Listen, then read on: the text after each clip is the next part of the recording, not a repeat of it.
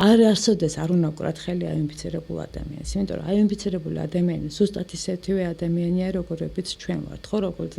თუნდაც არ აინფიცირებული ადამიანები. და ის რომ დავუშვათ ის მითები, რომლებიც არსებობდა და დღესაც კიდევ გარკვეულწილად არსებობს, რომ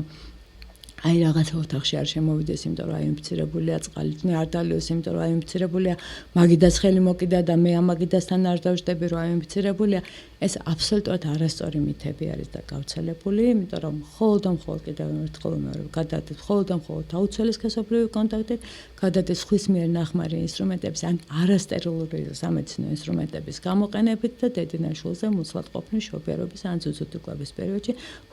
მხოლოდ იმ შემთხვევაში, თუ დედა არის ორსული არის აინფიცირებული და არ იმყოფება მკურნალობაზე. ამიტომ როგორც ჩვენი ერთ-ერთი ძალიან საყვარელი ადამიანი, რომელიც სამწუხაროდ დღეს ჩვენ გვერდით აღარ არსებობს, ჩვენი აინფიცირებული იყო და ჩახუტებით სითბო გადადის და შიცი არის.